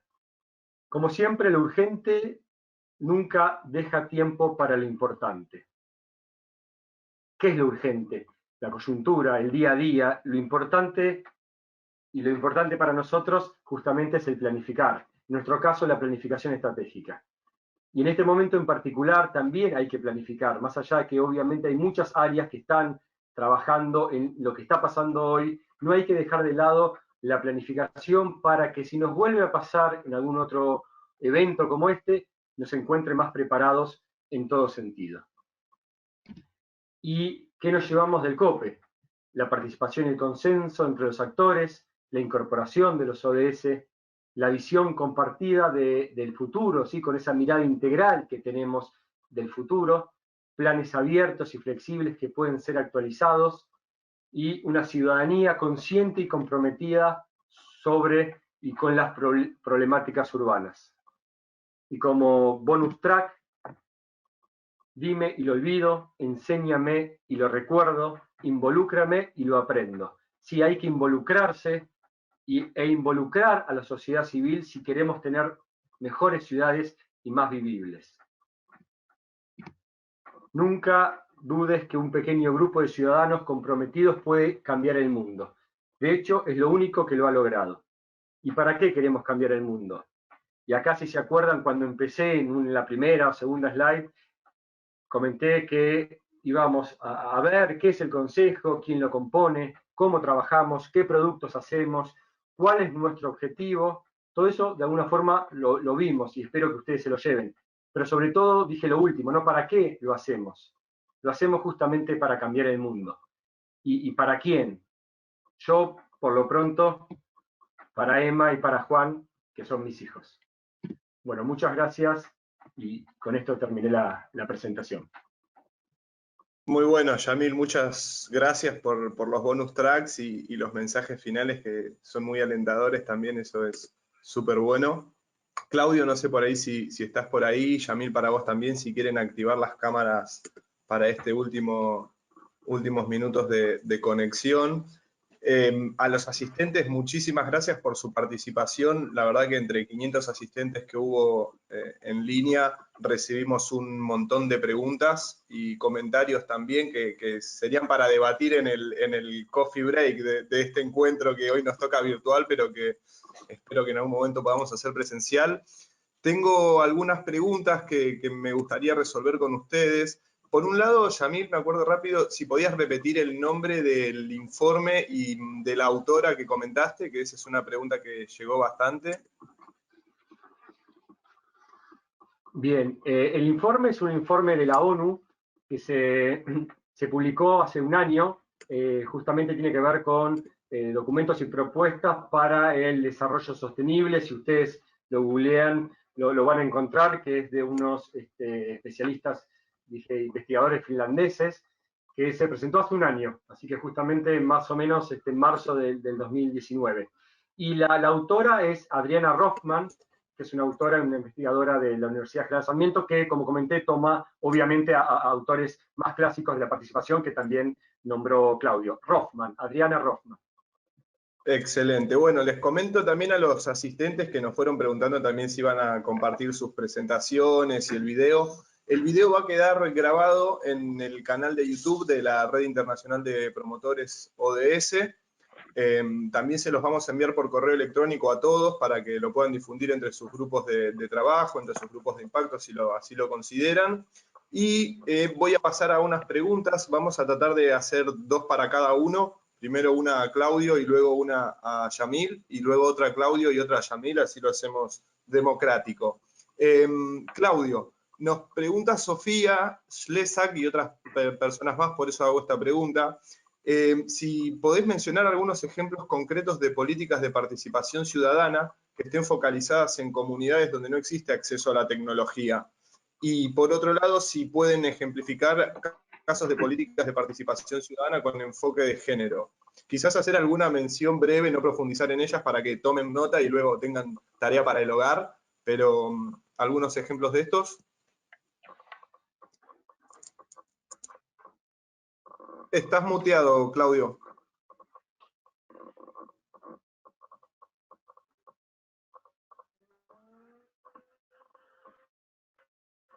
Todavía no. Sí, si querés voy contestando y sumándole algo a Claudio. En políticas de género, participación ciudadana, habría que verlo. Así que, Claudio, una sola cosa, habría que ver los casos de Rosario, sobre todo, que tiene Rosario y Montevideo tiene mucha política de género y participación en ese sentido, ¿sí? Claudio. Gracias. Claudio.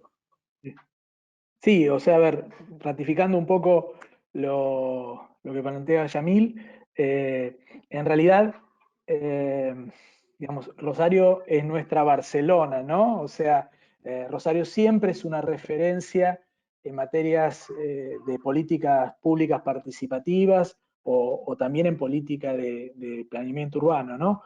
En este caso, digamos, tiene los antecedentes que van más allá en el tiempo en materias de políticas de lo que son consejos vinculados al tema de mujer, líneas de ayuda, así que siempre vayan a Rosario. Y después, digamos, la otra recomendación tiene que ver con el sur, o sea, nosotros en general tenemos mayor desarrollo de mecanismos de participación ciudadana normadas en los gobiernos locales de la Patagonia. O sea, el caso de Ushuaia, los casos de Neuquén, de la provincia de Neuquén y de Río Negro, digamos, ahí van a encontrar muchas experiencias que no necesitan de la conexión, no necesitan del uso de Internet, y son mecanismos eficaces, muchos dentro de la línea de lo que se plantea como mecanismo de toma de decisión, ¿no? Para nosotros que vivimos en la ciudad de Buenos Aires es muy raro, nunca tuvimos la experiencia de una revocatoria de mandato, por ejemplo, pero es una cuestión bastante común en el interior, en la provincia de Córdoba, a nivel de representantes legislativos, incluso aún a nivel de intendentes. Entonces, digamos, fundamentalmente me parece que hay que buscar en localidades más chicas de la Patagonia o de Santa Fe y Córdoba. Muy bien. Yamil, tengo una pregunta que es súper ambiciosa y me encantó porque quizás a todos los que están aquí presentes les sirva. La hizo Valentina O'Globlin y pregunta, ¿por dónde se comienza la creación de un consejo de planeamiento estratégico local? Se ve que el modelo de trabajo del COPE aquí en Ciudad de Buenos Aires resulta efectivo para los demás y ver cómo se empiezan, ¿no?, los primeros pasos para replicarlo, que es importante. Está buenísimo, de alguna forma lo comenté porque nosotros también estamos en esa tarea con municipios del área metropolitana que tenemos vínculo. A ver, depende también, la primera respuesta diría, depende de dónde está uno ubicado, ¿no? Digamos, ¿qué actor es uno? Si estás dentro del gobierno municipal, dentro del Consejo Deliberante o en una organización de la sociedad civil. Si uno está dentro del gobierno, podría en un área de participación empezar a convocar a las diferentes organizaciones de la sociedad civil, que siempre hay un mapa de actores, siempre están de alguna forma conformadas, más grandes, más chicas, por barrios, por localidades, a tener una, digamos, una forma de trabajo en diferentes temas, si consideramos obviamente el tema estratégico de una mirada también integral.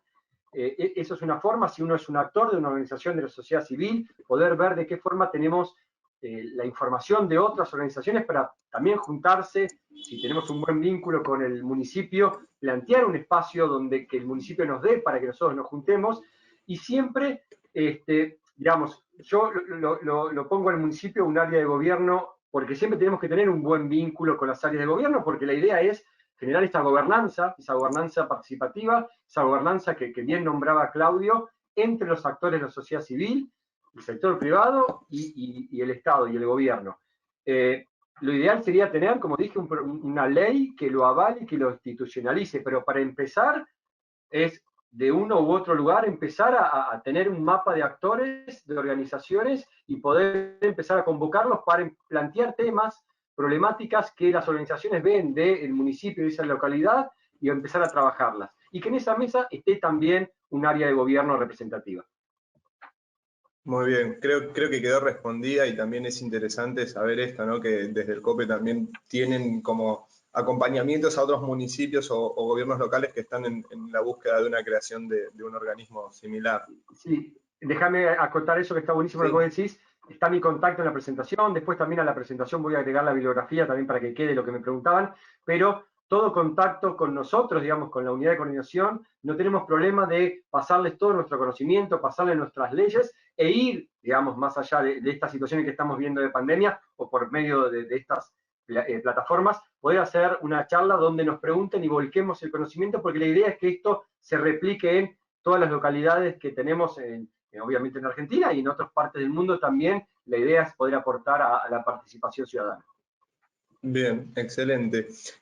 Claudio, una preguntita para vos que a mí me interesa también porque estoy en el límite. ¿Cómo conseguir participación juvenil activa, ¿no? ¿Cómo dirigirse a las nuevas generaciones? Creo que un poco lo mencionaron, ¿no? Sobre en qué los invitamos a participar, qué les preguntamos, dónde les damos lugares de participación y discusión, pero ¿cómo crees que se puede conseguir esa captación en los jóvenes que en definitiva son también los que van a ser los beneficiarios de estos programas a largo plazo, quizás que generan los programas participativos? Bueno, la verdad es que hoy los jóvenes tienen una muy importante participación. Hemos visto el año pasado grandes movilizaciones vinculados a temas tanto de el aborto como la legalización del aborto, como a los temas ambientales.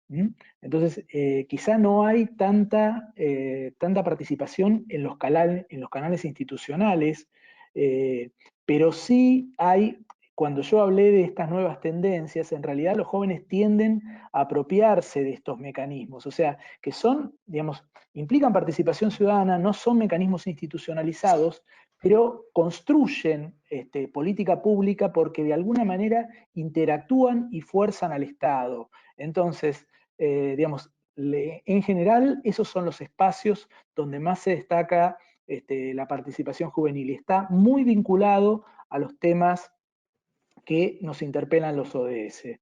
Yo también, digamos, en relación a la respuesta anterior, lo que te voy a mandar más allá de la presentación para que después ustedes puedan compartir es, digamos, distintos gráficos con relevamientos de experiencias puntuales de los distintos mecanismos que tenemos en nuestro país. Así también, digamos, lo podés compartir en relación a la pregunta anterior.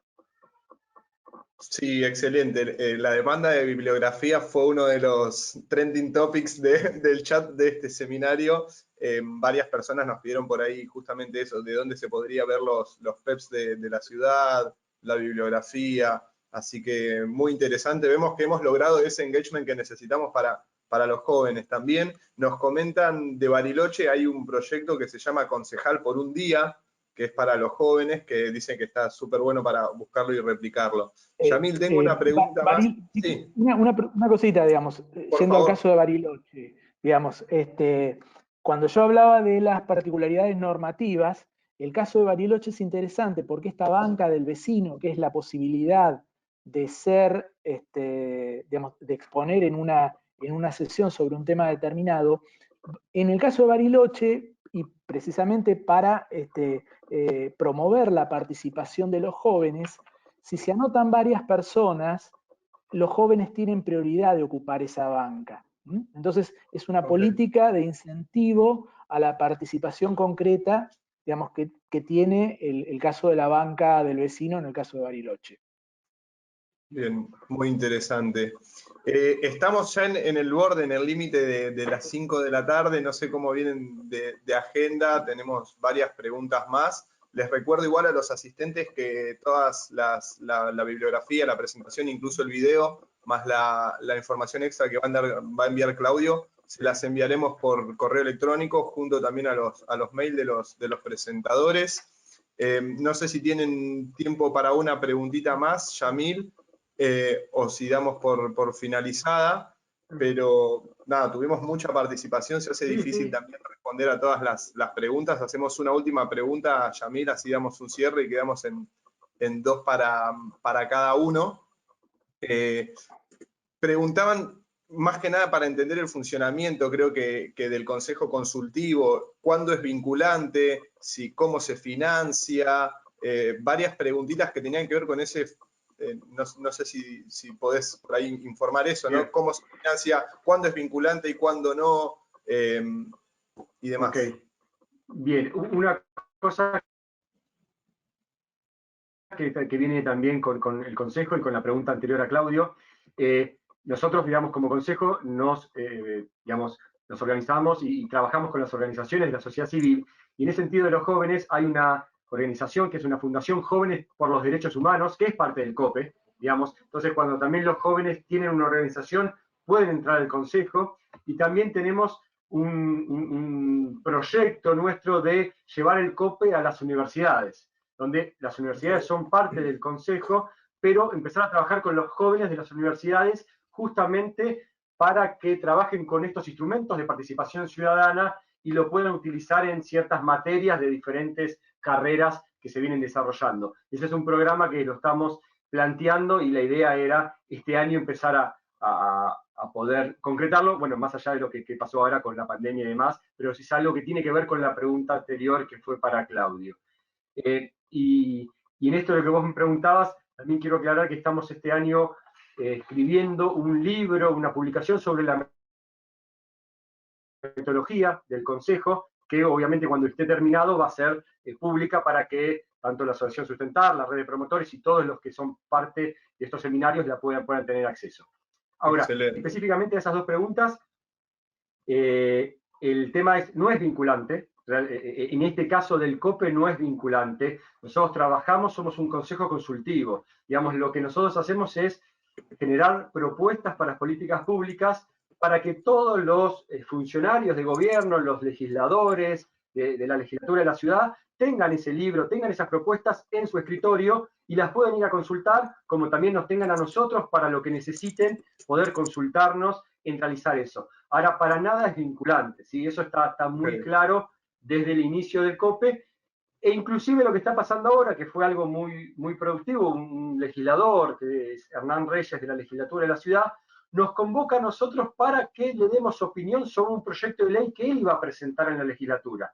¿Por qué? Primero porque tenemos una cantidad de miradas que obviamente un legislador le va a servir, y es la idea de un legislador representar a las diferentes personas, ciudadanos, organizaciones de la ciudad, pero aparte también porque iba a tener un aval ese proyecto, que es lo que tiene el Consejo cuando presentamos un proyecto en la legislatura, que tiene un aval y una legitimidad de una cantidad de organizaciones que es, digamos, mucho más fácil después que circule en la legislatura cuando están esas 208 organizaciones, que realmente hay organizaciones como el Consejo Profesional de Abogados, que son 400.000, ¿no?, que están atrás de esa asociación, defendiendo y dándole un ok a ese proyecto de ley.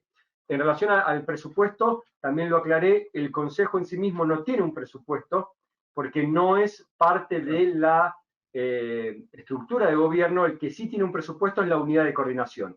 Y ese presupuesto en realidad está volcado para apoyar al Consejo. Así que, digamos, no es que hay un presupuesto, no es que hay honorarios para la gente que participa, pero todo lo que tiene que ver con la oficina, lo técnico, los seminarios, todo lo que se necesite, y donde obviamente hay que trabajar y gastar dinero, digamos, usar el presupuesto, es ir el presupuesto de la unidad de coordinación. Bien, excelente, creo que quedó respondido. Bueno, estamos ahí a las 5:03. Me tomé el atrevimiento de recuperar los 3 minutos que perdí por el inconveniente técnico, les pido disculpas, y agradeciendo una vez más a Claudio, a Yamil y a las organizaciones que formaron parte de este seminario web, esta nueva normalidad de eventos. Espero que haya sido muy fructífero para todos. Una vez más les enviaremos los correos y las presentaciones por mail. Y hasta acá llegamos. Muchas gracias. Les envío un gran abrazo. Muchas gracias a ustedes y a todos los que estuvieron participando. Chau a todos. Muchas Adiós. gracias.